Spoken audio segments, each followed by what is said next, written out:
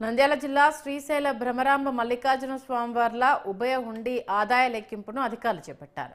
ఈ లెక్కింపు ద్వారా దేవస్థానానికి 4.20 కోట్ల రూపాయల ఆదాయం సమకూరినట్లు ఆలయ అధికారులు వెల్లడించారు. నగదుతో పాటు భక్తులు కారకల రూపంలో సమర్పించిన వాటిలో 322 గ్రాముల బంగారం, 8 కేజీల 520 గ్రాముల వెండి, విదేశీ కరెన్సీ ఉన్నట్లు అధికారులు తెలిపారు. పటిష్టమైన భద్రతా ఏర్పాట్ల మధ్య సీసీ కెమెరాల నిఘాతో ఈ హుండీ లెక్కింపును అధికారులు చేపట్టారు.